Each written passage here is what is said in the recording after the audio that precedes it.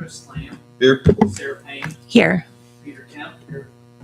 Dave Schlemmer. Here. Logan Zuber. Here. I can confirm that we do have a quorum. Did everybody have an opportunity to review the minutes from the May meeting? Yes. I'll go ahead and entertain a motion. Move to approve. Moved and seconded. All in favor? Aye. Aye. Opposed? Minutes are approved. We need to modify the agenda for this evening.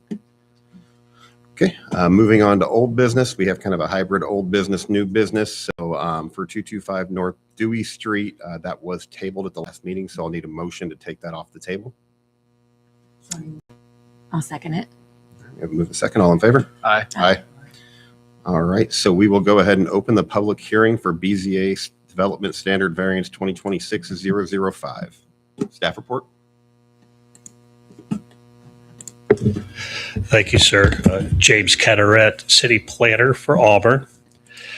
This application was filed by James and Lynette Yance. They're requesting a variance to allow an accessory building to be placed closer to the front yard setback, front property line along Dewey Street than the existing residents. They live at 225 North Dewey Street.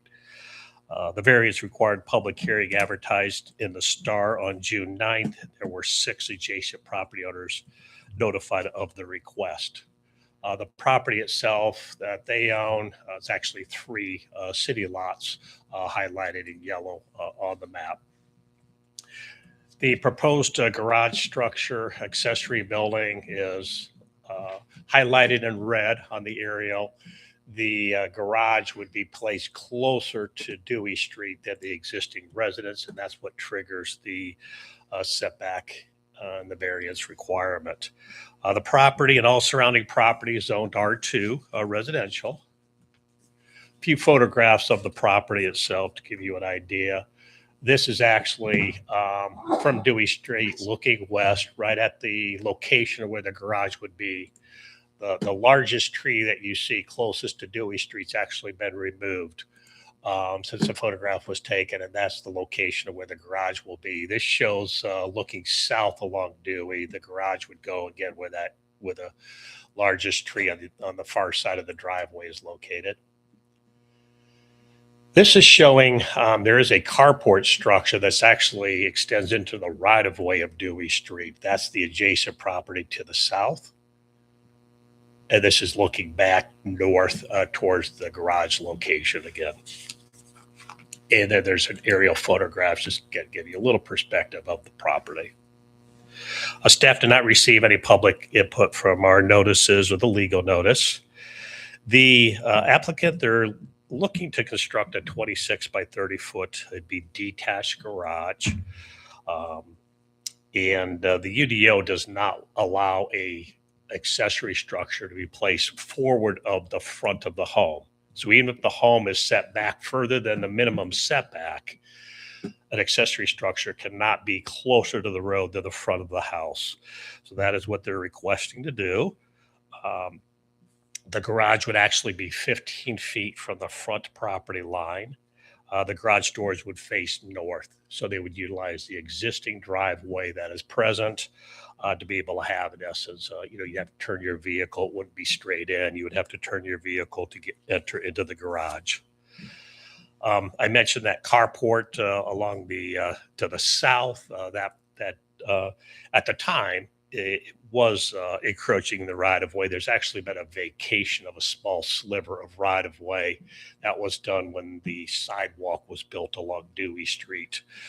We couldn't have that encroachment into the right-of-way at that time.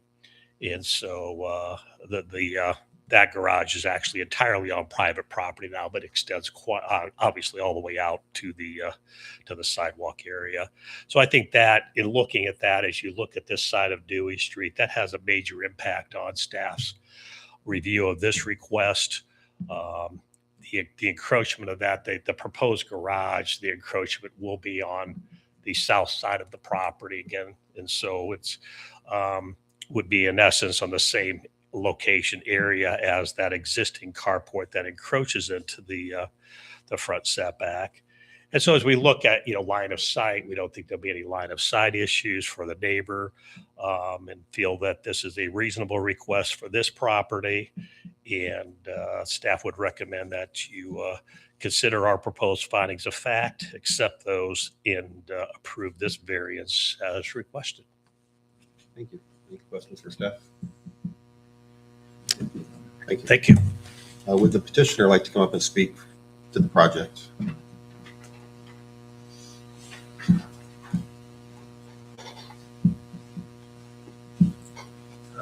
Please state your name and address. for the record. My name is Jim Yance. Address is 225 North Dewey Street. And I don't know exactly what to say other than we purposely bought that lot from the neighbor to build a detached garage, not realizing there were setback limitations. We basically, like Jim had said, we'd like to utilize the existing driveway so we don't have to pour a bunch of unnecessary concrete, as well as still be able to utilize the rear land for grandchildren to play on. So that's about it. Well, I do have one. Oh. I'm his wife, Lynette, same address. We also have a fence we had put up, a composite fence, and if we don't allow to get the variance, we're going to have to pull that out and have it replaced as well. Anybody have anything for them? We may call you back if you have any other All right. questions. Thank you. Thank you. Would anybody in the public like to speak for or against the project? All right, hearing none, I'll go ahead and close the public hearing. Board discussion.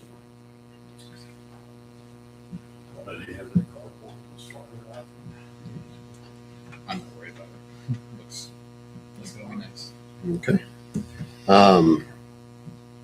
Attorney, would you please read the findings of fact? Sure, you see the findings of fact worksheet in front of you. Do you have any questions about any of those staff considered findings? No. Did you wish to make a motion to approve, accept those first? Move to approve the findings of fact as presented. Second. Motion and second, all in favor? Aye. Aye. Opposed? Findings of fact are good. And motion to approve the variance. All right, I'll entertain a motion for BZA standard variance 2026-005. So moved. Or Second. what? Move to approve. Oh, move to approve. Yes. Second. All in favor? Aye. Aye. Opposed? That carries. Good luck with your project. Thank you. All right, moving on to the next one. Real quick, order of operations. When you do come up to the microphone, please come up and state your name and address for the record. If you do have a complex spelling of your name, please spell it for the benefit of the record for when they do the minutes for this meeting. I'll go ahead and open the public hearing for BZA standard or deviation standard variance 2026-011. Staff report.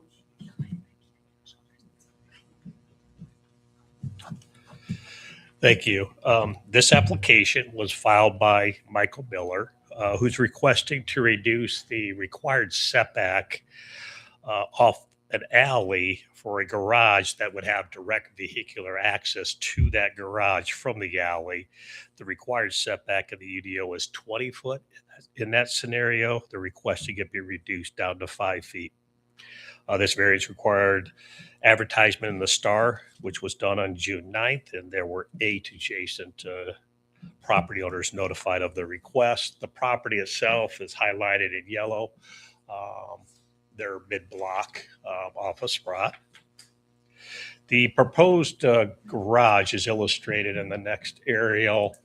They have it highlighted in red. There's gravel area between the alley and a fence in the rear yard of the property. That would be the location of this garage. Their property zoned traditional residential. A few photographs of the property. The first one actually shows this is direct from the alley looking at the back area where the garage would go. This is looking south from 19th Street, and the actual their garage would be just beyond the white garage that you see. That is a non-conforming garage. You can see the doors face directly to the alley. It does not meet the 20-foot required setback, so it is non-conforming. Their garage would be just beyond that. Then the next photograph is actually looking at the back area of their property where they would put the garage. And again, you see that garage that is directly adjacent to it. That's just an aerial view of their property, actually looking east. The staff did not receive any public input on this particular request. The request is they want to build a 24-foot by 24-foot detached garage. And again, when you have a garage that has direct access to the alley, it is a required 20-foot setback. And the purpose of that is to allow, if you had a vehicle that parked in front of the garage door, they didn't want it to extend into the alley. If it was a side entry garage, it could be as close as 5 foot when you have a side entry, but it's that direct, again, it's really about blocking the alley. The garage would be, as I mentioned, 5 foot from the alley. It's also required to be 5 foot from the side setback lines. They do have a 42-foot wide lot, so with the 24-foot garage, they'll have ample room on either side of the garage to be able to have maybe even an additional parking to the side.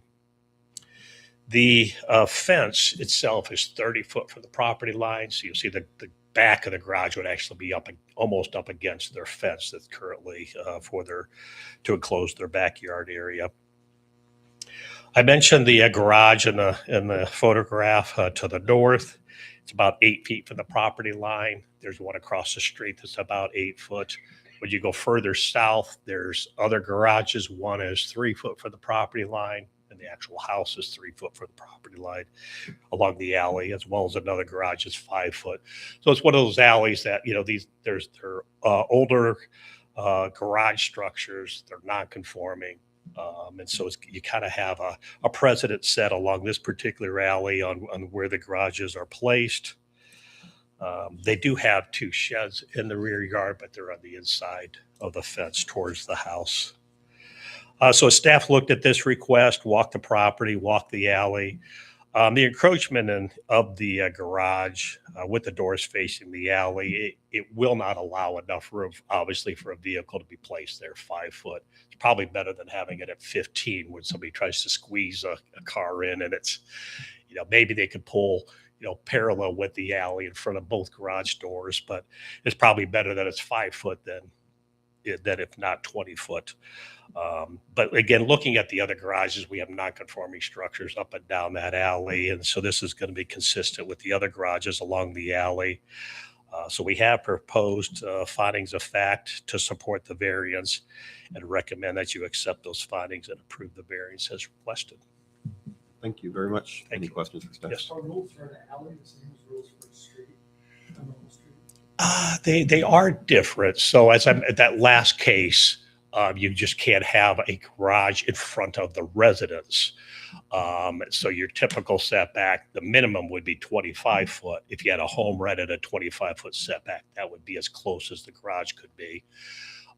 Just as that example of the last case we just had. Off the alley, again, they could be 5 foot if it's side loaded, but 20 foot is that's a new UDO requirement that we did in 2019. So that's why you're seeing a lot of existing garages as non-conforming. No, all of alleys. A lot of alleys, a lot of close buildings to the alleys. Yeah. Yep.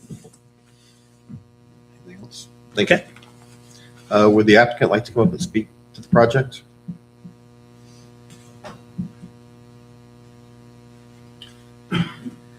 Yeah, my name is Jerome Graver. I'm actually the contractor for the project. And the reason that we actually tried to figure out a way to make this work with a side load, but as you can see, there just isn't enough room on the property to get a decent side load in that. So in order to put this garage in here at all, we has to be front loaded, and we are going to keep it actually a little bit more off to the side than what is shown there in the picture to leave room for full additional parking and outside of the garage. Just, if a visitor or whatever comes through, there's still going to be room for visitor to park off of the alley fully alongside the garage. So that will be that one concern that the code was written for will be addressed in that respect.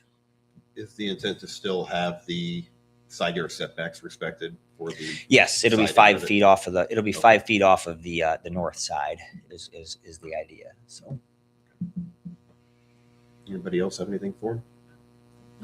That's all we have right now. All right. Thanks. Thank you. Anybody else like to speak for or against the project? Hearing none, I'll go ahead and close the public hearing. More discussion?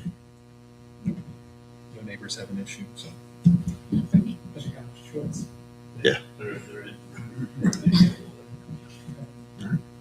Mr. Attorney, findings of fact. It is a finding of fact worksheet for 1320 Spruance Street, students are in CCA standard 1.6-11. Do you have the proposed findings that the staff required to adopt those findings? Yes. So to adopt the findings. Move to adopt the findings. Second. All in favor? Aye. All right. I will go ahead and entertain a motion for the, Move to Application. approve standard variance 2026-11. Second. all in favor? Aye. Opposed? Motion carried. Good luck on your project. All right. We have State Street. Dave, mic button.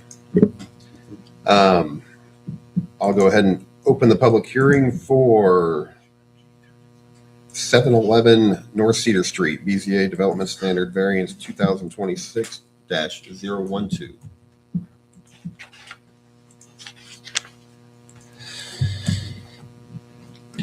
This application was filed by Michael Altavat on behalf of the property owner. They're requesting to construct a detached garage within the floodplain fringe area that extends into the property that's located at 711 North Cedar Street. This variance request advertised in the Star on June 9th, and there were 8 adjacent property owners. The property itself is highlighted in yellow on the map. It's just to the north of First Street on the west side of North Cedar Street. The proposed garage location would be along Cedar Street, so it would require a new driveway access to get to the property. It'd be actually to the north of the home. The property itself is zoned traditional residential, as are the properties to the north and to the south and to the west. Across the street is actually R2 single-family residential. There's a couple of residential homes on the east side of Cedar Street there. This property is just west also of the Thomas Park area. A couple of photographs. If you haven't seen the property, this is actually the location. I'm standing on Cedar Street looking west, so the grassed area there is to the north of the house. That's the location of the garage. This is actually from looking southwest from Cedar Street. What's important to note is the elevation of the property. It's level with the sidewalk and with the street. It's kind of when I went out there, and I was familiar with the property from before when I'd been talking to the owner's representative for some time about this property, and the fact that there's floodplain on it is just kind of surprising. It's like, how could that be? So this is actually looking southwest, again, where the garage would be located. And then this is what would be along the north property line. And that hedgerow was on the neighboring property. And then an aerial photograph of the property gives you a perspective of its location. The staff did receive call from one adjacent property owner. Their questions more about the intended use of the garage. What was the purpose? Why did they need the garage? There's a garage along the access for the property. There's an alley access. That's where their current garage is on the west side of the home. So their questions were about the intended use of the garage. So this is the flood map as it currently exists for the city. So the property itself is what's highlighted in yellow. The red hatched area, that's actually the floodway. So that's the area along Cedar Creek that's controlled by the DNR. Any construction in that requires their approval. When you get into the floodplain area, commonly referred to as the 100-year floodplain area, which is everything that you see shaded in blue, that is under the jurisdiction of the city. The UDO itself, it's an appendix of the UDO, is where it contains the requirements for construction within this flood hazard area. It used to be a freestanding ordinance, and then when the UDO was adopted, it got incorporated into the UDO, and that's why it's an appendix to the UDO. Anything constructed within that blue shaded area does require a floodplain development permit from the city. And what's also important are the number of structures you see in that shaded area. A lot of homes, probably more than 100 structures overall in the floodplain. This is just showing a portion of that area. When you have a non-residential structure, you are allowed to build within the floodplain area as long as you, there's a couple of options of what you can do. One of them is to elevate the structure to be 2 foot above the base flood elevation for the property. The other is to flood-proof the structure. So they really have 2 options to build in the floodplain area. There was a, DNR does what's called a floodplain analysis report. We run it on all the properties that we have permits on. It basically gives us what the base flood elevation is for the property, or for the, which is set at right under 859 feet. The ground elevation of the property is at 860. So it almost would comply to build on the property the way it is. As we're talking slight elevation to truly build and be elevated out of the floodplain. But there's a lot of work that needs to be done for that to occur. Basically, having an engineer prepare the elevation certificate, and a lot of things to go through in order to have that happen, to go through that process. As was illustrated in the floodplain map, the property itself is basically the furthest west from Cedar Creek that floodplain exists. It really doesn't go any further west than the specific property. The reason for the location of the garage is really for the owner to accommodate the size of the building that's proposed. When I initially talked with their representative, their contractor, or the person designing the garage, there just wasn't area between the existing garage and the west property line to try to fit another building in there. This was a better location to get the size of building they wanted. So that's why they're trying to place it in that location. It'd be 24 by 36 feet in size. What's also important is the building itself. It's a larger property, and so even though it's a little bit larger garage than 24 by 24 standard 2-car garage, they comply with all the other requirements. So if it wasn't a floodplain issue, we wouldn't be here this evening. They're going to meet the setback. The square footage is good. The lot coverage is good. So it's really just based upon that location in the floodplain. If you can scroll to this map, so this is a very important map. So several years ago, the Cedar Creek drainage area was specifically studied by the Maumee River Basin Commission. They're basically the local experts, if you would, on the drainage basin of the Maumee River, and Cedar Creek, a major tributary to that. And they studied the Cedar Creek specifically because all that area you see in the blue shade that's in the floodplain isn't really floodplain. What it does is it forces people to get flood insurance, to have these kind of restrictions. We've had people look at building on some of the lots that are still available. You have to elevate the structure. There's just a lot of things you have to go through to get that approval. And so they specifically went through and did a very detailed engineering study of the Cedar Creek Basin. And that study was formally submitted to the Indiana Department of Natural Resources, who accepted the study and agreed with the study and agreed with what they defined as the new floodplain boundary. It also has to, of course, the floodplain maps come from FEMA. So FEMA has to officially approve that. FEMA has refused to approve those changes because there's a number of map panels that the Cedar Creek actually involves. So the different maps panels, so that the city has 6 or 8 of them. And FEMA doesn't want to approve that many map panels of and by itself. They want to have the entire county done. So they have basically told Maumee River Basin Commission, we're not going to do it until the entire county mapping is redone. It was last done in 2006. Other counties in the basin area have gone through the process. DeKalb County, we have not, and it's not on a timeline to be done. It could be next year, it could be 5 years from now.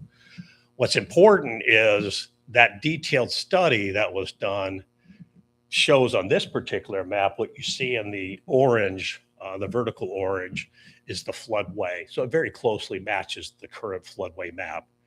What's in red is what they have now defined as the floodplain area. So that's the area that would be, that has a 1% chance of being inundated with flood water every year. So it's the 100-year floodplain. What you see in blue is the 500-year, which is not regulated either by local or under federal. And so clearly you can see how far off the property is from what would be the true 100-year floodplain. And so that's what we really look at when we base this recommendation is, and the importance of getting the floodplain maps updated. So not only this property gets taken out, but all those other properties in the blue get taken out of the floodplain. So it's very important. City has worked closely with the Maumee River Basin Commission on this and doing what we can. I can't really get it.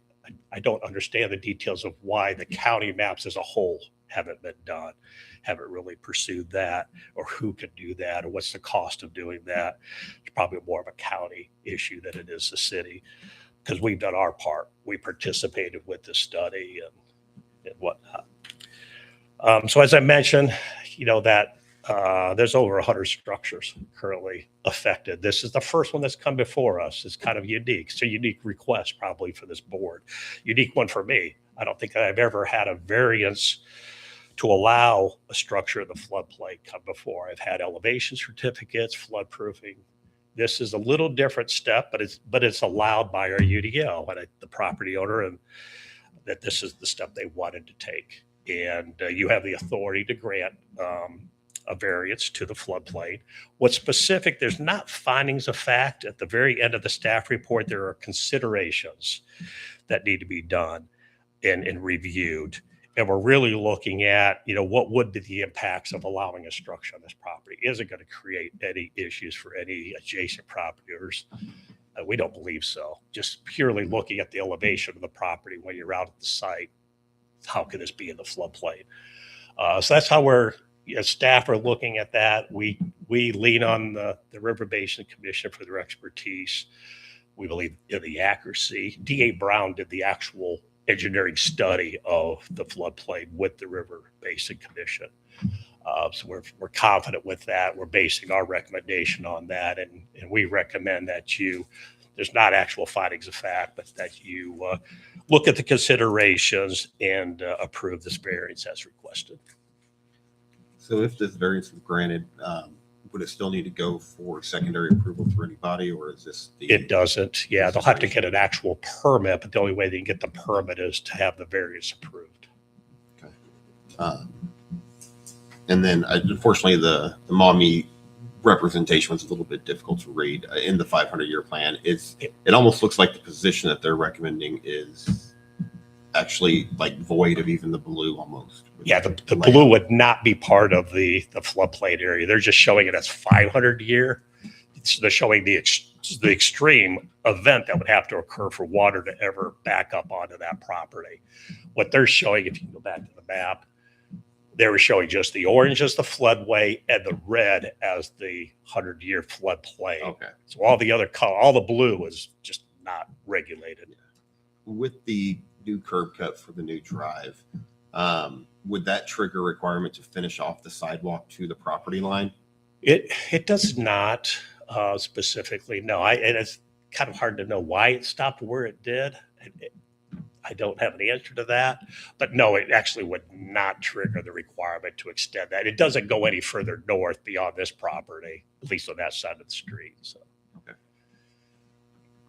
but they would have to do a hard surface driveway, concrete approach.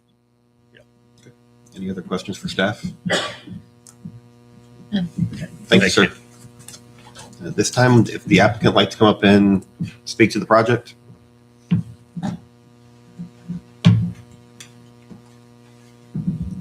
How you guys doing? Please Mike state your name. Waltavote, representing 711 North Cedar Street. Pretty much just like Jim said, we're just trying to build a garage and everything. It's the property owner's grandson's for them. They live with there to help take care of it. She's owned that house for 30, 40 years now, and she's never had any flooding there. I mean, for as long as she's lived there, you'd think she's had something by now. But she's kind of shocked. This has actually been a 2-year-long project of trying to get this going. Me and Jim have actually been working together on this for a while now. And yeah, I mean, it's all there for you. I mean, it's just pretty much a garage just to get all their project cars out of the roadway and out of the driveway and, keep the neighbors from complaining and stuff like that. And just spot for them to work on their mechanics, just a little garage for them, store stuff, clean up the yard a little bit. And yeah. Any questions for the applicant? How do you get to it? Yeah, you'll enter from Cedar Street. I'm sorry, I should have showed the drive on there. But there's a little driveway right here. Enter off Cedar Street. They have sidewalk extending all the way down. So we'll just put a concrete return here into the road and then concrete there. So, Thank you. yep. Would anybody else like to speak for or against the project? Hearing none, I'll go ahead and close the public hearing for discussion. I've lived in Auburn for the better part of a decade. I've never seen a flood. She's been there for 30 years. Sounds like it's a non-issue. Well, the flooded Greenhurst was at 94. That was before my time here. Thank The you. water was actually over the pins on the lower holes, number 3, number 11, 2. And that area wasn't flooded then. Yeah, I know the adjacent property sits up on a mound as well. So. Yeah, that hill is the old wall of where Cedar Creek used to run, Yep. where they straightened it out. For this, as Jim said, there is no findings of fact. Please pay consideration to the 10 factors that we do need to consider in this project. But after reviewing those, I'll entertain a motion for the project. Move to approve BZA standard variance 2026-012. So, I have a motion and a second. All in favor? Aye. Aye. Opposed?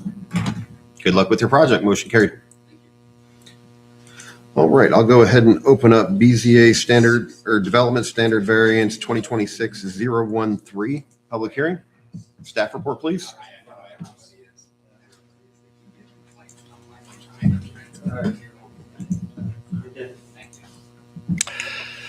Thank you. So this application filed by Brogan Outdoor Advertising on behalf of the property owner. They're requesting a variance to increase the maximum height that's allowed for a freestanding sign from 20 feet to 50 feet, and also to increase the maximum size of said sign from 150 square feet to 672 square feet.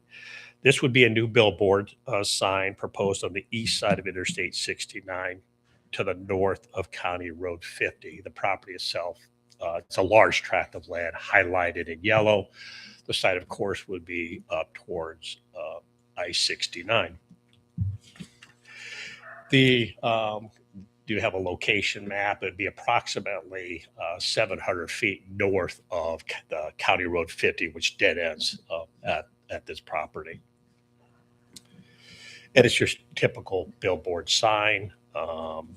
It would be V-shaped to allow visibility for both northbound and southbound traffic. Project site is zoned I-1 light industrial, as is all the land area around it. This is an undeveloped tract of land. A couple of photographs that shows this is right along the interstate. There's the overhead power lines right along the interstate. This is an access road, and the sign would just be in the scrub tree area there. An aerial photograph of the property. You can see most of it's just scrubbed area. There is the structure that you see closest to the 50, County Road 50 is just a storage building. So there's no residents in that immediate area. Residents across the street, across the interstate. We did not receive any notice or input from the public notices that we did send out. So the UDO doesn't specifically have separate regulations for billboards. Old zoning codes did that. Now a sign is a sign. The message is what the message is. We just regulate height, area, location. And so the regulations that apply to this requested sign are the same regulations that would apply to an I-1 property that's in the city, in an industrial park. So we have all the sign regulations that limit the height and the size, obviously, especially when you get into our industrial park areas. You don't want a 30, 40-foot tall sign in those locations. This particular property along the interstate would be the only areas that I would ever recommend a billboard sign would be along the interstate. We did one recently up closer to the interchange. But again, the proximity to the interstate is what's important here. The billboard, because it's along the interstate, does trigger the requirement for an INDOT permit. They have their separation requirements. There is a billboard identified just south of County Road 50. It's a much smaller billboard, but it's a Lamar billboard. But there's separation distances that you have to meet. And this sign would meet all the requirements of INDOT. They still have to get their INDOT permit for the sign. Again, as I mentioned, the I-1 district maximum size is 150 square foot. Maximum height is 20 foot. Most standard billboards is the 672 square foot that is being proposed. That's just your typical standard billboard. The height, again, needing the height to be visible along the interstate. This will be eliminated, but it's not a digital sign. The one that was approved a year or so ago is a digital billboard that's closer to the off-ramp. The applicant has submitted proposed findings for the consideration. This is that billboard that's just to the south of County Road 50. So again, with staff recommendation, the location, it's about 1.5 miles south of State Road 8. It certainly is a good location for businesses wanting to have advertisement for northbound traffic to be able to exit off at State Road 8. The location is isolated. It's not visible from any residential structure. So staff does recommend in this case, with its proximity to the interstate, that you approve the variance as requested and accept staff proposed findings of fact. Thank you. Scale of height. Having a little difficulty conceptualizing the height of that comparative to the digital sign as well as to the adjacent sign. Do you have a rough scale factor there? The adjacent side would be less than the 50. It's smaller. It's square footage. I believe it's also less than height. It's probably closer to 35. I didn't actually scale that. I probably should have to know the exact height. But the 50-foot is standard for the other billboards. Certainly the one that you see further south, there's a couple of them further south, a couple of double billboards that are at least a 50-foot height. When you go north on 69, just before you get into Ashley, there are a whole series of billboards. They're taller. Are those 600? Yeah, those would be your standard 672s, 50-foot highs. Yeah.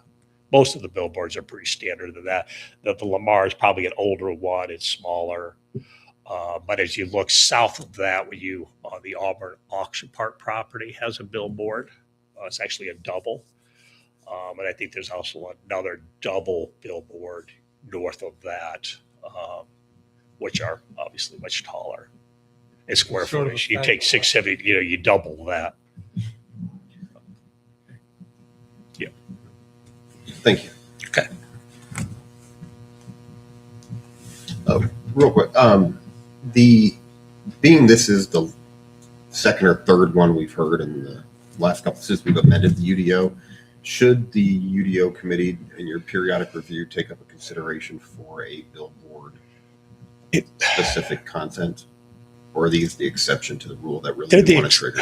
They're somewhat the exception of the rule. So what we have to be careful of is to start identifying or regulating a sign by what it says. So a billboard sign, what it says is it's basically an off-premise sign, meaning that it's an advertisement for something that's off-premise. You run into trouble now with various court cases on regulating signage based on content. So we just try to regulate height, size, square footage, and location. And the best way to do location is by zoning district. So this is probably a preferred way because we have a lot of I-1 property, even C2 properties. We've had 2 requests, actually 3. We had one over at the Ford. Yeah, they were going to relocate a billboard sign. But this, to me, this is because it's location specific. That way it gives you, if somebody came in, as I mentioned earlier, they wanted to put a billboard up on State Road 8 on one of the commercial properties, in town, would not recommend that, again, because it's out of character. It's just out of perspective as far as the height of it. We still have some non-conforming signs. Taco Bell is non-conforming with its height, so we don't allow those anymore. And so that's why we want to regulate based on its location. And so when they come in and make a request because they're right alongside the interstate, I think that is where staff looks at it's reasonable. People would expect a sign a little bit higher and a little bit bigger along the interstate. I don't want to see it along Auburn Drive or State Road 8. That's not where you expect a 427. That's not where you expect to see billboards. Thank you for the clarity. You had said earlier something about a distance. Is that a city thing or is that like a state thing? It's a state thing. They have separation distance from on and off ramps, separation distance from other billboards. Our code does not have that specifically. We just have for property lines we do, but again, we're treating this just like a sign on one of our industries right here in the middle of town. So, how tall was that one we just did over by the storage behind Walmart, the digital one? The new one? Yeah. I believe it's just under 50 foot. Good. Thank you. Would the applicant like to come and speak for the project, please? Give us your name and address as well. Hello, Ben Bailey, 215 East Berry Street from Barrett McNagny, here representing the applicant. And the presentation was very thorough. We're very appreciative of staff presentation and happy to answer any questions that may be needed. Thank you. I'll go ahead and open the floor to public that would like to speak for or against the project.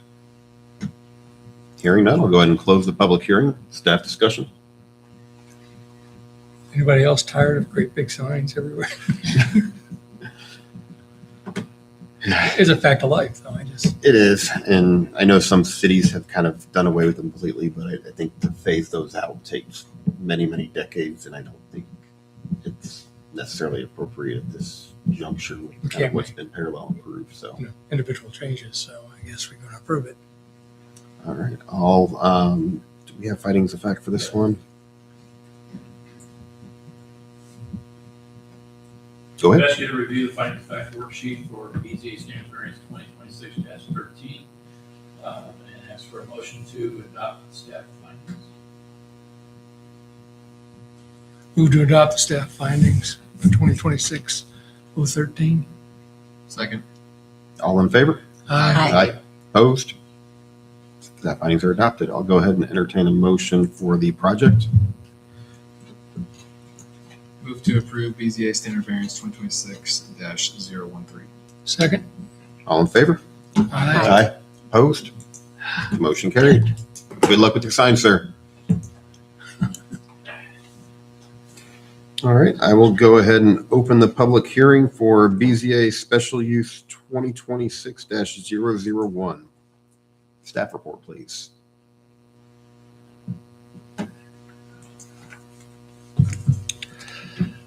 Thank you, sir.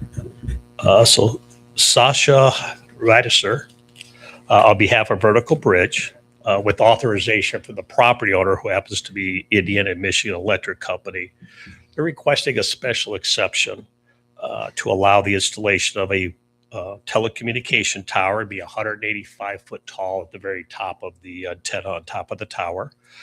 Upon the property that's located at 402 Center Street.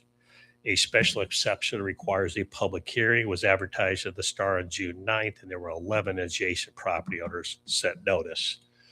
The property itself, the overall I&M property is highlighted in red. The tower would be just to the east of the gravel area where the substation is located at. This property itself is zoned I-1 industrial. The property to the north, which is the city substation, is zoned, it's city property is zoned I-1. The property to the east would be a little bit of I-1 up at the northern part of it, but also R2 residential.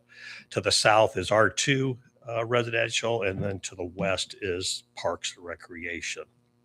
A couple of photographs on the property.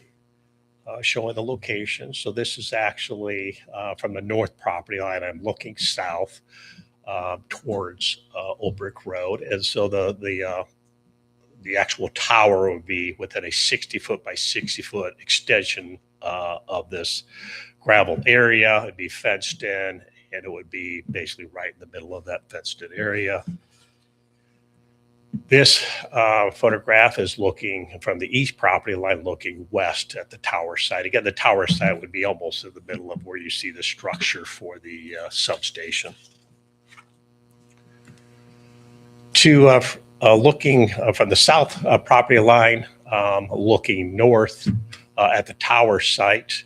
What's important with this photograph, the largest or tallest electrical pole, there's several electrical poles at 100 foot or taller. This one here in particular is, I believe, a 165 foot pole. That's what would be closest to this tower, which would be, again, the 185 foot. And then one last photograph. This is from Center Street looking east toward the tower site. So the telecommunication tower would be on the far side of that substation. And then just an aerial photograph that shows the entire site looking east from Center Street. So we have had contact for adjacent property owners and interested individuals. We've sent them the project folder materials that we have available. We did place a public notice sign in the yard. And we did receive today in opposition a petition and other documents that were filed. And I had them available. Those of you that can see it in your folders that are available for your review. So as I mentioned, the property is zoned I-1, and so the telecommunication tower is listed as a special exception use, which is in the I-1, the I-2 area. The only zoning district that would be allowed outright is an I-3 area, which high impact industrial, which we don't have any land actually zoned that in the city. So the special exception is the purpose of it is basically the tower is defined or regulated as being permitted within that district, but it's site specific. So you have to really look again, kind of like the billboard I just mentioned. We listed it as a special exception because each I-1 property, they're a little bit different. And so there are specific factors we look at regarding the location of the tower. As I mentioned, the tower is 185 foot tall, and it's a monopole design, and it would be utilized by Verizon Wireless as the main carrier. The staff we did talk with the DeKalb County Airport manager. So any tower that goes up, we're going to want to make sure the airport's aware of it and is okay with it, and they had no issue with the tower height at this location. And then federal aviation review permit is going to be required. So as I mentioned, the tower itself is going to be located in the center of a 60 foot by 60 foot leased area directly to the east of the existing AEP transmission facility.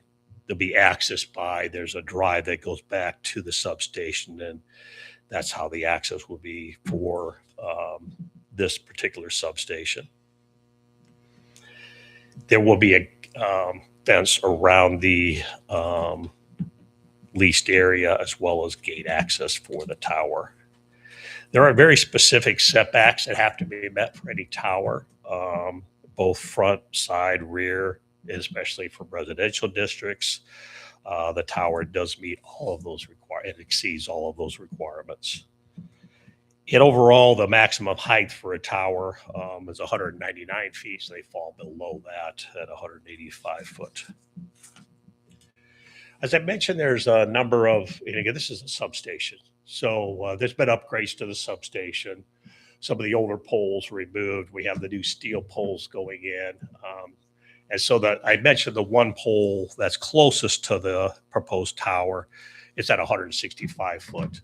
The other poles go to a less extent of height, but most of them are at least at 100 foot tall.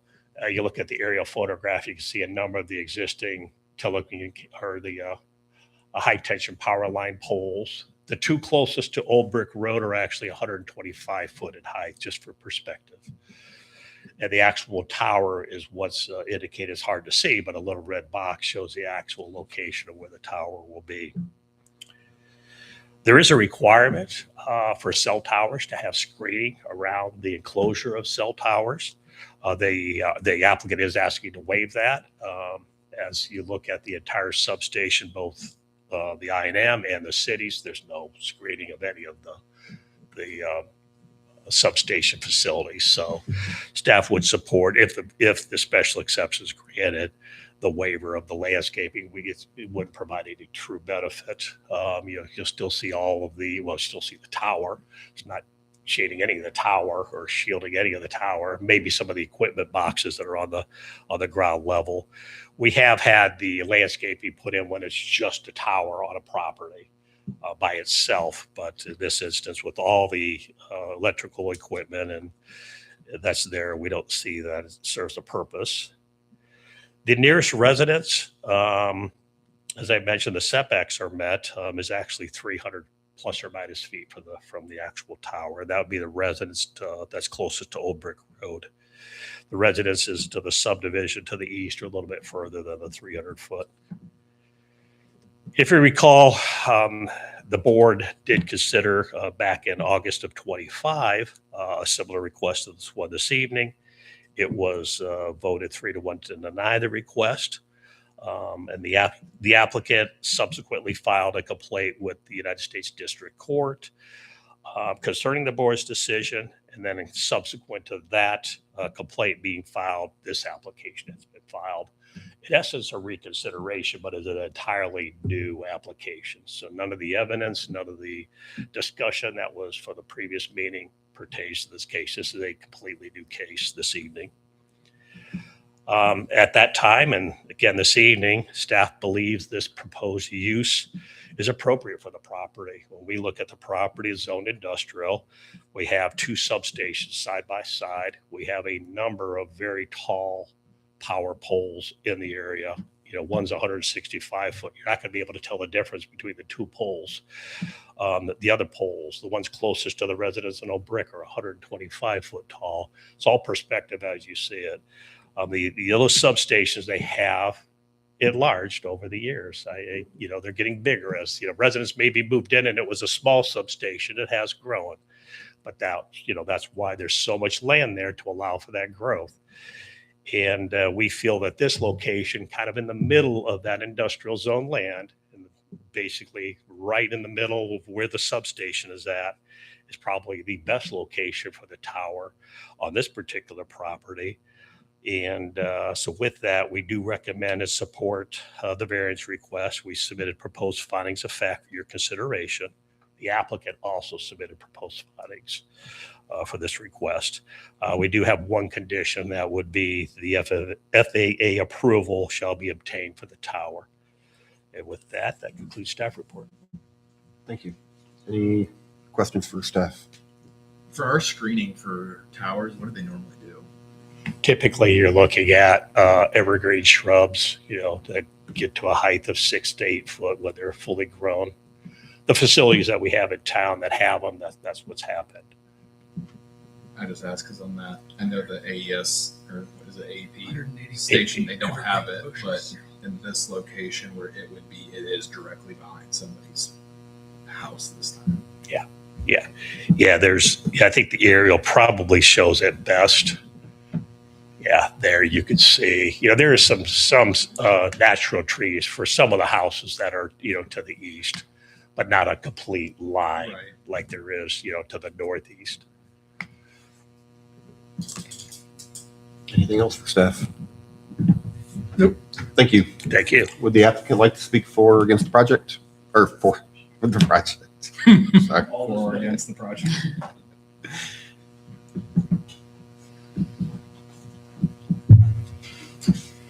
Good evening. My name is Sasha Redeser. I can spell it if you want, but it's in the agenda, and it is a mouthful even for me to spell, so I'll just pass. My address is 8001 North Forsyth in Clayton, Missouri. So I had a long trip to come see you all this morning. So, no, thank you for having me. Thank you for considering our application again. I really appreciate that.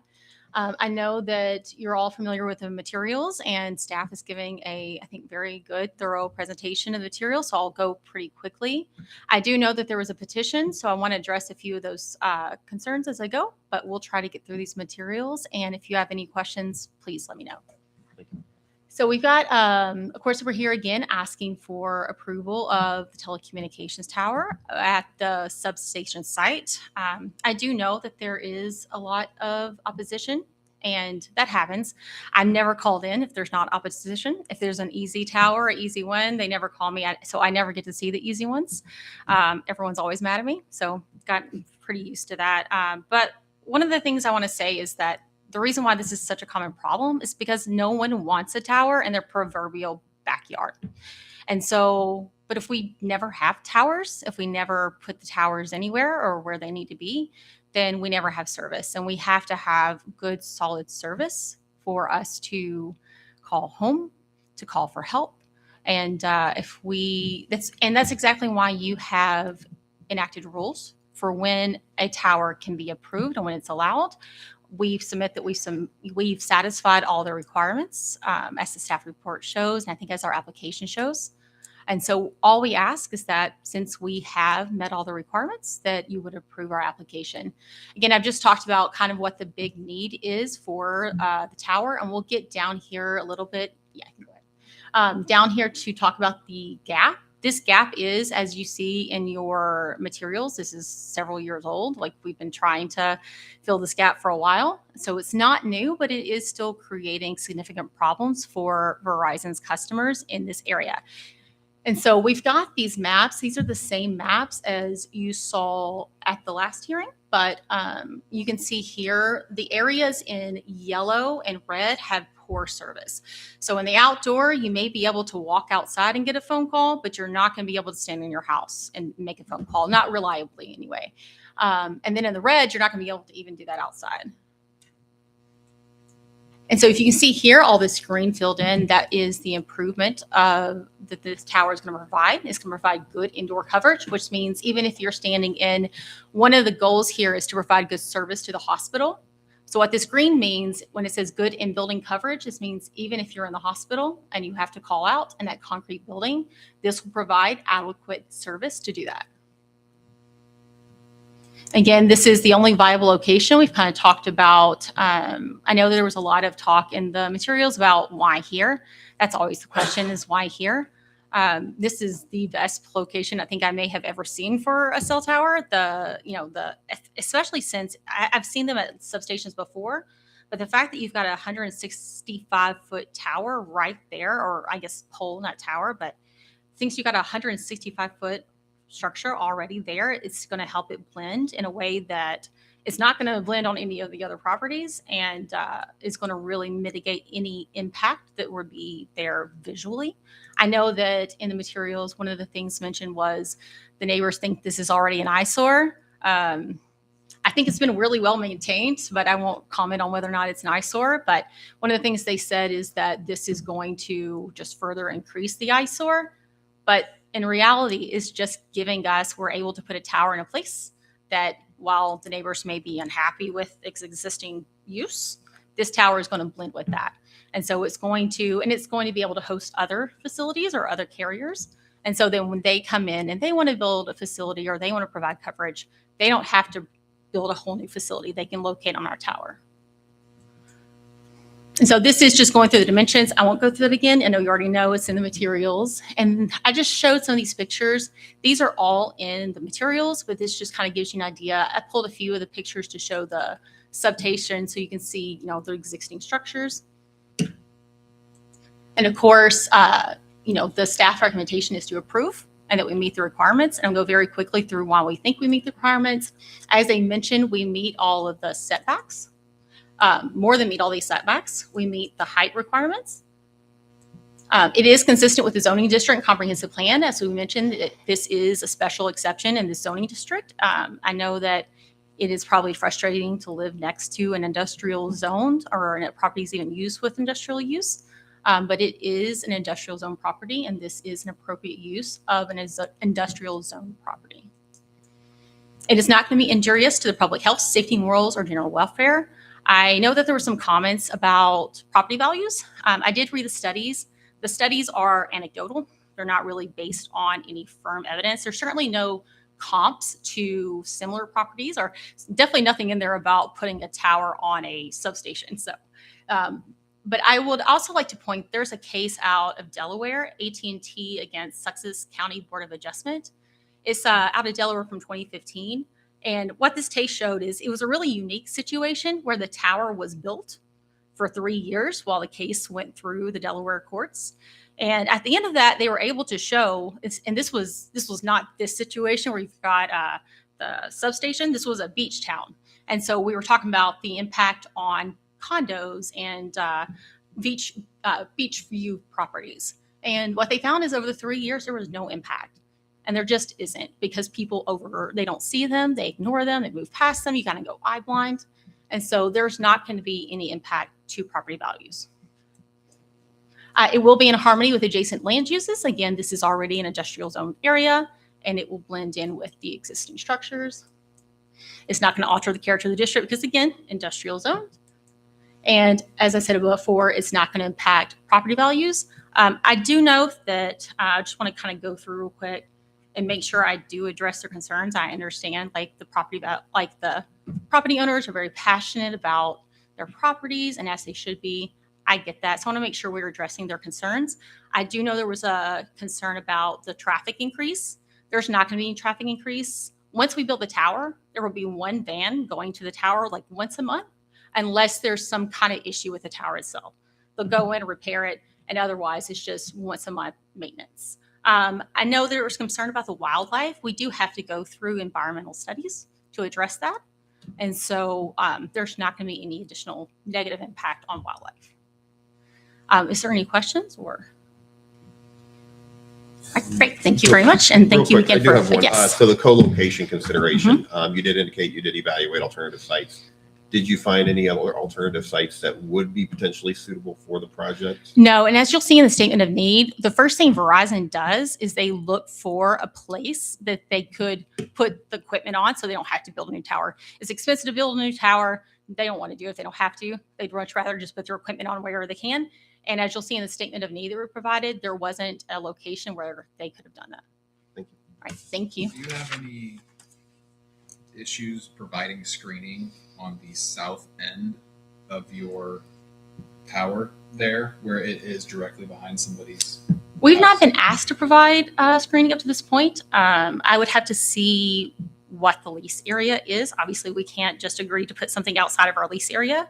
I don't think that it's going to mitigate the impact because we'd have to screen basically the entire substation, and we definitely don't have permission to do that. Just your area of the tower, not the entire substation.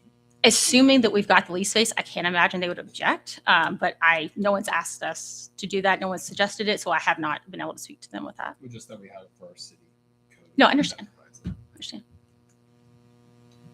Anybody else have anything for the applicant? Thank you. We may call you back. Thank you again. Would anybody like to speak for or against the project in the audience? If you would, please state your name and address for the record as well.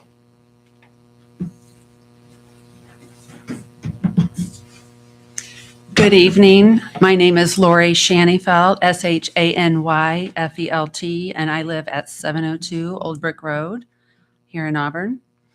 I want to thank you for your service to the community and for the opportunity to speak this evening. As Mr. Cataract said, I've submitted several documents. My husband and I feel very strongly against this. I submitted pictures, including before and after pictures of our home, 2 letters from realtors on potential decline in value, a petition opposing the proposed cell tower on Center Street, a study titled Impact of Communication Towers and Equipment on Nearby Property Values by Burgoyne Appraisal Company, a post concerning my home that was on social media around the time of the last meeting that we had on this, as well as a couple other articles on this subject matter. And I'm hoping that you all had an opportunity. I know there was a lot, but I'm hoping you all had an opportunity to look at those. First, I'll address the before and after pictures of our home. When my husband and I bought this home, it was an eyesore to the community. We had no wiring. We had no plumbing. The outside porch wall was literally, my husband leaned on it. It started to fall out. And many other things just too numerous to get into. But despite all this, it had 2¼ acres in the city, which was a rare find. I wanted the city, he wanted the country. It worked. And it had pretty oak woodwork, and that's about all I can say for it, because it was in bad shape. My mom looked in the window and cried. She couldn't believe it. But we had a vision for this place. We looked ahead and thought what it could be instead of what it was. And we knew it would be costly and a great amount of hard work, as we would be doing most of it ourselves. After years of hard work, we achieved what we envisioned. We were even chosen to be in the garden walk, not once, but twice, which was an honor considering what this place started out as. I tell you all this and show you these pictures so hopefully you can gain a perspective of the hard work we have endured and see why we passionately oppose the placement of the cell tower. We didn't work so hard to have Indiana, Michigan, or Verizon come in and devalue our property. And with my husband's health and nearing retirement, starting over and doing this again, it's just not an option for us. And this is a unique property. I was told at one time it was about a 60-acre farm. It was an apple orchard at one time, and a local poet also lived there. And when we bought this home, the 2 monstrous poles, Indiana, Michigan, erected in my front yard were not there. One of them which sits entirely on my property. It was not supposed to be there. The substation was also a small fraction of what it is today. And then Indiana, Michigan decided to come in and take 9 of our trees out. Most of them were big, beautiful blue spruce trees. We weren't happy about that. So I can say with great confidence, we probably would have not have bought this home had all that been here previously, and definitely not if there was a 180-foot cell tower looming in the backyard. When I approach my home on the road coming from east to west, I just cringe at the poles surrounding our home. It makes me, it just bothers me tremendously, but nothing I can do. And I don't feel we need to further add to this. And as you will see, there was a post on social media around the last time we had a hearing, and somebody said, as beautiful as this place is, I would never buy it. Well, that makes you feel real good when you've put all this work and money in this house. So that's just an example. Grant you it's one opinion, but if one person feels that way, there's going to be a whole lot of others. As I believe one board member also indicated at the August 2025 meeting, there's already a lot going on in that area. Indiana, Michigan, Vertical Bridge, or Verizon care nothing about my property value or that of my neighbors. Indiana, Michigan will be leasing the section of the land profiting from it, as well as Verizon and eventually other carriers at the expense of residents who have owned, invested, and worked hard for their homes. In the application, Vertical Bridge, which I didn't have access to some of these things that they're showing now, so some of these may not be applicable, as maybe they have provided some of them. But in the application, Vertical Bridge submitted that their claim there is documented service gap. What evidence have they submitted to prove that? I do have Verizon as a carrier. In fact, I have 7 lines with some of my family members on it. I have no problems. The FCC does not require Verizon to provide 100% coverage with no gaps. They claim they will be in the industry standards, including compliance with FCC. These same standards have been in place since 1996. It would certainly seem it's time to reevaluate as the technology has drastically changed in 30 years. How many times do we see FDA approve things such as medical devices, pharmaceuticals, only to come back years later and recall them? Because protecting health shouldn't come after harm. It should come before it. They claim that the proposed tower is in harmony with adjacent land uses and it will be kept in a neat manner. It doesn't matter how neat it's kept. It's not in harmony with residential homes when it will decrease the value and change the landscape. You can't camouflage a 180-foot tower. It will be direct in my view outside my kitchen window as well as upstairs, not to mention when we're outside. I believe it will alter the character when you take a piece of bare land, fence it in a 60 by 60 area, and erect a 150-foot pole. This is going to change things. They claim, and still claim, it will not substantially adversely impact property values. By saying substantially, are you admitting it will affect them minimally or moderately? What is substantially to a large corporation? From the research I've been doing, the closer the proximity and the more visible the tower, it can affect a property up to 30%. Hypothetically, if you had a property that was $350,000, 10% would be $35,000, 20% $70,000, or 30% $105,000. Maybe that's not substantial to these large companies, but to the average American, it's quite substantial. And Mr. Carteret indicated in the August 26, 2025 BZA meeting, our home will be 300 feet from the tower. He also said in that meeting, the distance from homes does make a difference for this location. He also indicated the home on Old Brick Road, 702 Old Brick Road, will be the one most affected. I see that as a huge impact to our property, and a decline in property to do with cell tower is too much, any decline. The U.S. Department of Housing and Urban Development, HUD, classifies cell phone towers as hazardous and nuisances. Because of this classification and their impact on marketability, HUD guidelines require appraisers to consider the proximity of nearby cell towers when determining the valuation of single-family residential properties. While the area around the substation may be zoned light industrial, there's many residential properties. It is not compatible with those properties. At the August 26, 2025 meeting, there was mention of a tower on Turing Drive located in a residential area. While that is true, those are apartments, Jerry Junction apartment complex, not private residential property, where there is a concern for declining home values or marketability. At the same meeting, a tower on 36A was mentioned. It was said this tower is not in residential area. So this is the first tower in Auburn that would be in a residential area where there's homeowners. Auburn is a beautiful town and should be preserved of things like this encroaching on our neighborhoods. When I'm standing in front of my kitchen window at my sink and I look out my window, I'm going to see this pole. It's going to be directly, and I sent pictures of how from the inside of my house where the area this is going to be. It's going to be right there. It's bad enough I have to look at these 2 poles in my front yard, and there was supposed to be 1, I was told.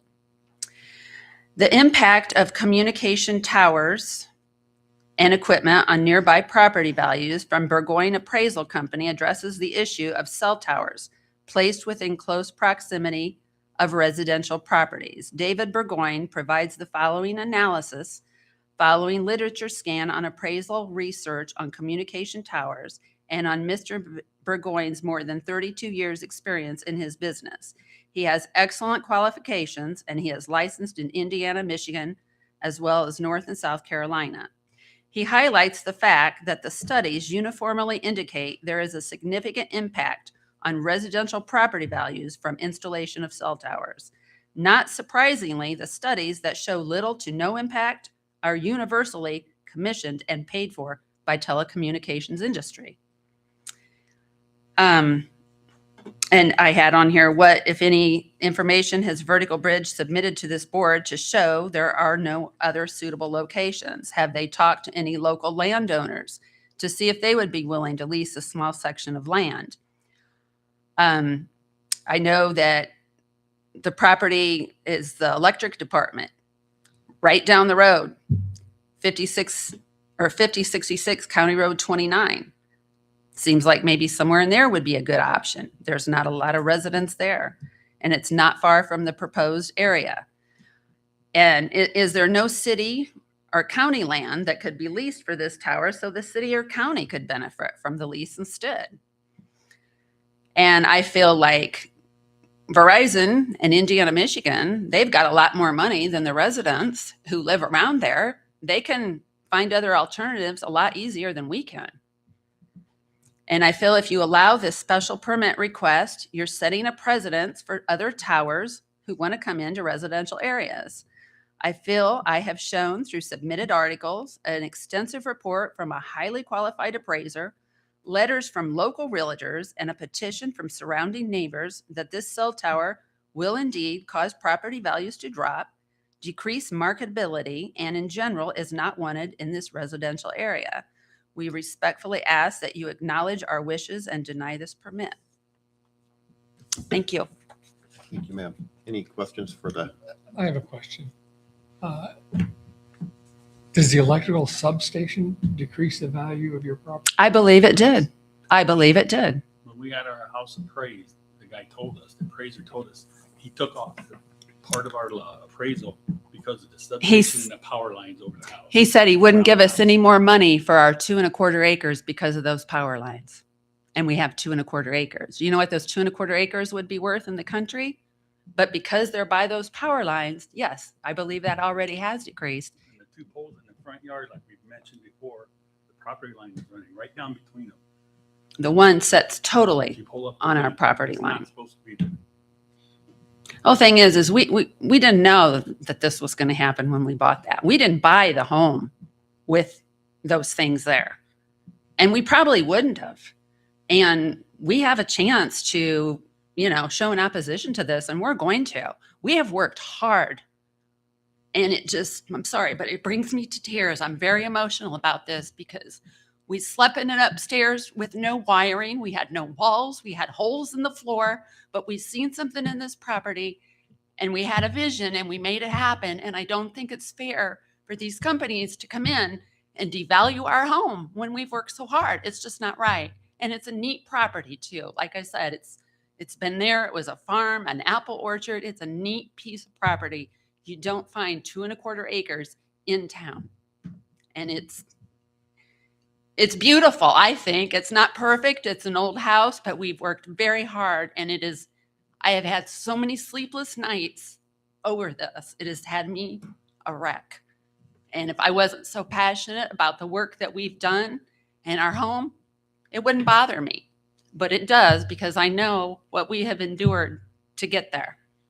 And I was president of the garden club for years. I took flowers from our home. They're planted at the library. I mean, and I like nature. I like to be outside. I like to preserve things. And I love to look out my window and see those deer. There's a doe who's been back there. I've seen her almost every day for 2 weeks. I had a friend over for breakfast the other morning. We sat out on the deck. She says, "Oh, look, there she is." I've seen fox back there. I like looking out there. The substation's over here, but I have a tree line out there and I can see this beautiful wildlife. Tree line sort of blocking between your deck and the. And I've showed that deer pictures of her several times. I've taken pictures. And it's not the first one. We have them back there a lot. And I wanted to preserve the property. I don't want any more to come in and destroy what we've built. And it's a neat property. We get a lot of compliments, and I'm not saying that to get a pat on the back. I'm saying it because I want to keep it this way. It's important to us.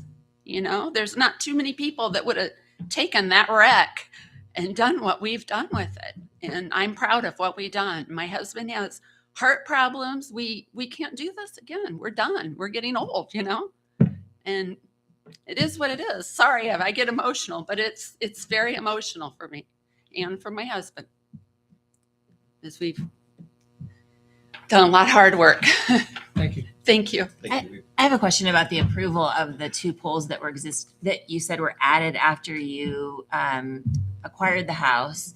Did those have to get approval or? There was an easement from the 50s.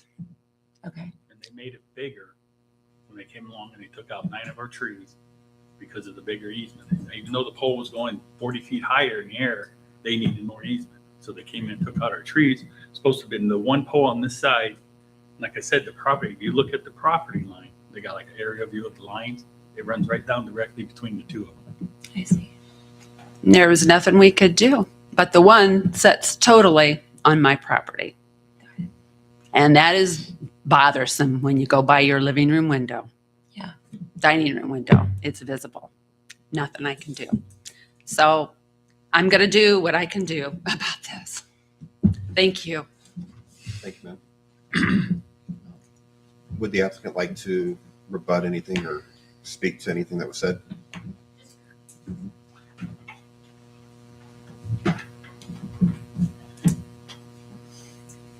The only thing I want to add is that, I understand that, there's a lot of frustration about the existing substation site, and I understand that. There's not really been any showing that adding a cell tower here is going to increase any of the impact that's been described. In fact, as I mentioned earlier, it's going to blend really well in this area. It's a perfect location for it. If I have any more questions, I'm happy to answer them, but otherwise, we just ask that you approve the application. Thank you. Thank you. Would anybody else like to speak for or against the project? Please state your name and address. Kevin Webb. I live at 113 Matthew Cove. I'm also elder and chairman of the board at the Auburn Lions Church, is 805 Old Brick Road. And a couple things I want to say about the project is the electric upgrades, I&M. We were part of that. I mean, we own property and we have a lot of power lines through our property. And that early 1950s easement was written that they had the right to put the power lines anywhere on our property.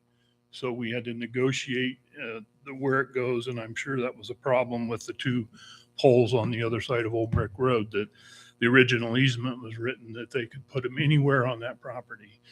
So I think from what I've understood, and they added our lines and the 2 poles, and then they ran lines towards Butler. And I think they're done with all the I&M improvements. That they're done with that. You won't see anything new there. But now, if you do this, you're opening up a new can of worms with a telecommunication pole. And I think the pictures, show a nice thin pole. If you look at existing poles, they've got all these cones all over the top of them. The older they get, the more tumors they have sticking out of the tops of the poles. And I don't know if there's a maximum height in it, or if they could another company could put a second pole on that property, and it could become like a antenna farm, like down in Fort Wayne when you go down 69 and there's multiple antennas there. I do agree the fact that the residents have a complaint because it's an existing residential property and they have no choice on this tower that's being put in their residence. I'm sure if they work at it, they could find something a little more south of town in property there somewhere near the Auburn Electric facility and still gain the coverage they need to. I don't know how tall the tower could be. The taller the tower, the more coverage you can maintain. There's probably an airport rule on how tall it can be, but there would be very little residential out in that area. So that's it, I think. Thank you. Any questions for? All right. Anybody else like to speak for or against the project? Hearing none, I'll close the board discussion or the public hearing.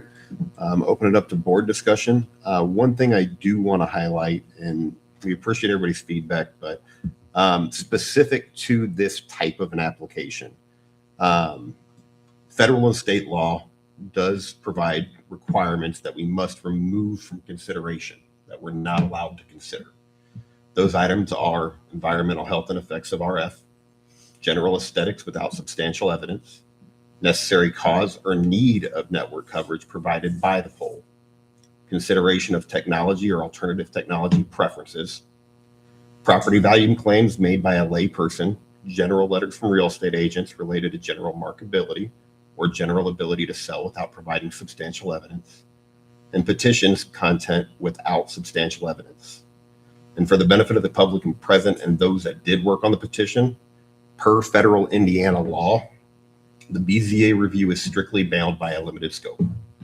While we accept the petition into record, the board is legally prohibited from considering certain items. The topics that we are able to consider for this application include, and for clarity, items considered as substantial evidence by the applicant or for those for or against the project is expert testimony, technical reports, or certified documents from qualified sources of quantifiable, factual, and technical proof. We are allowed to consider petition content with substantial evidence, compliance with the ordinance, zoning, height, and setback requirements, consideration for appropriate landscaping if it is applicable, substantial evidence of aesthetic impact impacting legally protected views and other legal protected unique property attributes, any conflicting substantial evidence related to the fall zone to meet construction or fall requirements as asserted by the applicant's engineer, expert appraisals on property values only from a licensed real estate appraiser specifically conducted for the affected site impacted from the proposed project. And then if there is a contradiction showing what that diminution of value is statistically significant and directly attributed to just this aspect of the applicant's request, not the overall area as a whole. And then has the co-location consideration requirements been satisfied or not? And if in contradiction to the applicant's claim, there would need to be provided a bona fide alternative of existing co-location site that has the location, physical capacity, and capability to support that equipment. So as this program and this specific thing having federal and state requirements that limit what we can consider and how we must consider the fact, please weigh that into consideration as we look at findings of fact, board discussion, as well as any motions. So only expert testimony about property. With substantiated. The property values has to be from a licensed appraiser with specific site-related general potential impacts, even if it's cited by an appraiser, that are not directly related to the sites. If somebody's gone out and done a site assessment for that and indicated with numbers and statistical information that, hey, this does have this negative impact, then we could consider it. None of that information has since been provided to us during the public hearing. So that property value consideration cannot be made. So if there was a licensed appraiser who went to the city of Garrett for a cell tower and a substation in the city of Garrett for that property, and they had a write-up on that, it wouldn't mean anything. If they asked it for comparative data and they referenced that in lieu, so if the property owner had come with that assessment and that appraiser used that as the baseline for their assessment for their property at the Old Brick Road property, that could be considered. Which is general. As general references are not applicable.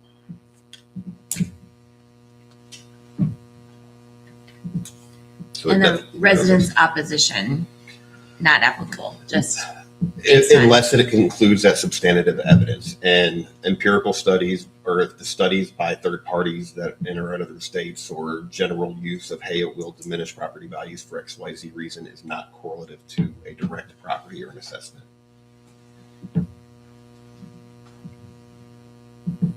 So it definitely limits our level of scope. Really, the overall scale we have to measure this by, taking into consideration the facts that were presented for this board tonight, is does it meet the ordinance, zoning, height, and setback requirements? And do we want to apply landscaping considerations to it? Are really the boundary conditions that we can assess this based on? In my opinion, if there are enough people that come into an audience and object to a certain project, we have taken the community's input into consideration before and denied a project. In number of those circumstances, unless it's based on substantial evidence, those cases related to this type of circumstance that's regulated by state and federal law have been overturned by appeal. Okay. It has to have substantial evidence tied to it for the petition and for the consideration. It just can't be the opinion. And that's why I wanted to make sure I pay deference to all the work and effort that had been done by the public on that petition and in the efforts. And we do recognize that. But there are only very limited scope of what we're able to consider for this application by law. So we have to work within the constraints of the statutes. Yes. As far as the screening consideration goes, the level of screening that would be necessary to have any realized impact, I don't see, especially on this side of a dramatic benefit. So I understand the perspective for not moving forward and waiving the screening requirement for this if it is approved. Just because the overall scale of the project would be extremely negligible based on the environment it's in. I would probably disagree with that. For it being literally in somebody's back viewing area. Like, I understand the substation, but this will be affecting one property in particular, to where screening seems like a fairly reasonable request, given that it's already in our city code too. The screening being Like at the trees back of the or- house or in front of the The south 60-foot square. the south end of what I assume is going to be a fence around the tower. That's 60 by I 60 haven't heard any square that's objections fenced to in. the bottom of the tower. I mean, people are objecting to the tower itself and what's on top of it. Right, but they're gonna have a fence there, there'll be stuff on the bottom. I can feel like a screen is a relatively normal request, given what's going to be there. And not a request, that's what's in our city code, actually. Well, and I'm curious if it's a reasonable adjustment to the request to look at adapting the screening to better screen for this particular resident. So maybe that screening isn't right adjacent to the fence, but I don't know. And the problem is this is related to a 60 by 60 parcel, not the overall lot in and of itself and the overall environment in and of itself. So this is for that use exemption for that parcel. I have a hard time understanding how that could pose any significant benefit in that area, especially being adjacent to here, just putting that much of a evergreen tree, What's the dimension? 60 by 60. You don't think 60 foot right there will have an impact? Like that screening might have 300 feet away from the house. 300 For the foot. ball field away from the house. I need to address my, Yeah, you can bring that up. Yeah. There was some talk about a conflict of interest you might have had last year. Now, this is a new petition, and you no longer own any property near this correct. the site.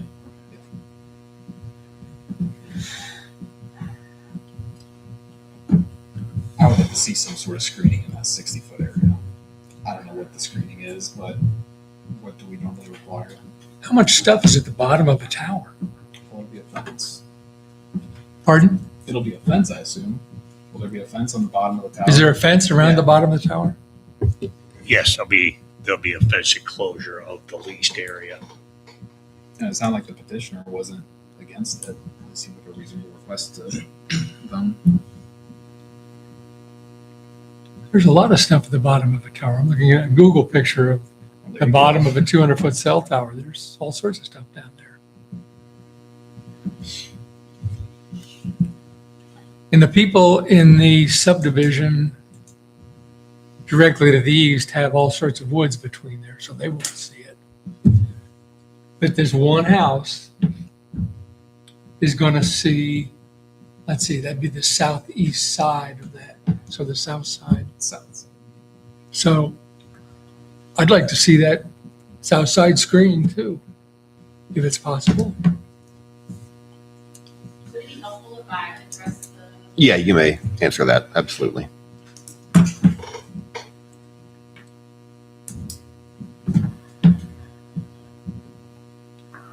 So you ask kind of what is there? It's cabinets. And so when you have the antennas on the top of the tower, which is what you normally see, those are of course connected to equipment on the ground.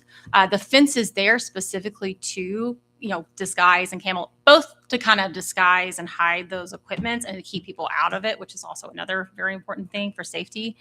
But the fence itself will be hiding those cabinets from a view from across. Is a chain link fence. I can't remember off the top of my head. I apologize, but it is in the materials. Do you have any issue providing a landscape screening, like trees or shrubs, whatever we normally require? I can't say what, as long as we can put it in there with the room, I can't imagine it would be a problem. I just want to make sure that we're able to put that in with the lease footprint that we have. Who would approve that, Jim? Yeah, it would have to be staff approved. And keep in mind, it is a requirement to have the screening. And so when the initial application came through, that was discussed considerably with the applicant at that time. And they asked for relief from that. They asked for relief, but it is a requirement to place it. So if you're going to waive something, you waive it on, the east and the north, or you follow me? Otherwise, I'm okay it's waving it on the east side and the north side. Between the house It seems like and the the, south side would be the important part. and the pole. and the code is specific on the type of landscaping, the height, that type of planting, just so it provides more of an immediate screening. Right. Staff looked at it, not just for that, we were looking at the entire substation and the impact people see that rather than just the isolated tower. That's why we supported the waiver. But again, I just want to clarify, it's a requirement. So if you don't waive it at all, they have to do it on all three sides. Could we specify that it's just one Yes. south? Well, we can No, waive you- the you'd north and the specify the east waiver. and just require it on the south. Seems reasonable to me to ask the resident that is most impacted, because if they don't care, we have to move forward, and the resident who's impacted doesn't seem to care. And it does, I think it's a reasonable thought to say the screening is only going to be a very small impact because it's so significantly far away from where the house is. I don't know. I'm kind of with you with your initial thought around, does the screening really matter? I don't know. Would you rather have the screening or doesn't it matter? Well, We haven't got much choice Yeah, as they can far do as they're approval. going to destroy my value, so make them do it. Sorry. Is that something that you could agree to? Sorry. Yeah, obviously we want a tower, so we'll take what we get. We could, if the concern is about the type of fence, we could do a different type of fence. But I hear if you approve it Well, without the city waiving, wants obviously. Screening, planted screening. It's planted We screening. prefer. Understood. So that's what Understood. this board would probably prefer, planted screening. Understood. I'm one against R. Jim, do you know the It's A. It's type A screening, which is an opaque screening. Opaque from the ground to a height of at least 6 feet with intermittent visual obstruction to a height of at least 12 feet. little trees? Is that it? Tall, narrow evergreen. Is that what it says? Something like that. Yeah. Well, can you provide them with the requirement? Of course, there's a specific screening requirement in the telecommunications facility standards, separate from our landscaping standards. But Okay. yes, it could be considered a type A, but it's, very specific, 5 foot on center, 6 foot tall when it's planted, 5 foot tall when it's planted. And to the extent it's not waived, we'll look at the code and obviously comply. Okay, very good. Thank you. Okay. Thank you. Any further discussion? South end screening. You would have to offer a waiver for not what you want to be there, but what you want to exempt. So it'd be the north, Exempt because the north. west would We not be exempt the applicable. north and the east. Well, and technically the west too, I guess. the west, it's running up against the substation itself. Yeah. So it's There does adjacent. seem to So, be a gap. yeah, you can call it the West Hill too if you want. But cite the perimeters that you want. So for this, we would have findings of fact initially, based on the considerations that I've outlaid as well as staff has reviewed.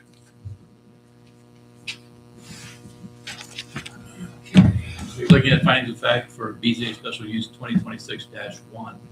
There are 5 of them, and you need to review them, and I'll propose a motion to accept these findings of fact, staff.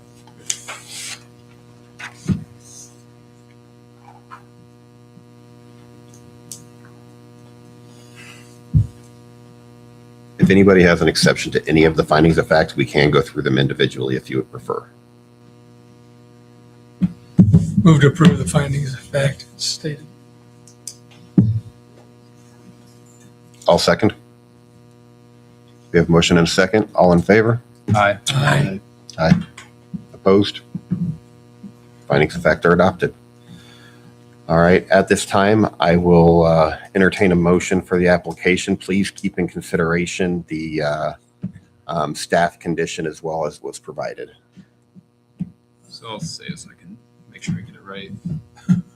We'll move to approve BZA special use 2026-001 with the one condition staff provided, and as well as A waiver. a waiver of the screening, landscape screening on the west side, the north side, and the east side, keeping the screening on the south side. Agreed. We have a motion and a, was that a second? Second. All right, all in favor? Aye. Aye. Opposed? Motion carries. Good luck with your project. Yes, ma'am. All right. Moving on down at reports, board members. Anything from the team? Nope. Staff? Meeting next month? We will have a meeting. We have one case filed. And the filing deadline's actually next Tuesday, so we may have another. Chesterfield, Missouri. Yes, are you from I lived there a long time. City attorney. Oh, Hi, Zach. PZA attorney. All right, hearing none, nobody from the mayor's office? Anything? No? Okay, I'll entertain a motion to adjourn. Move to adjourn. All in favor? Second. Aye. Opposed? Meeting adjourned. Thank you all for your time and effort. Sorry. I think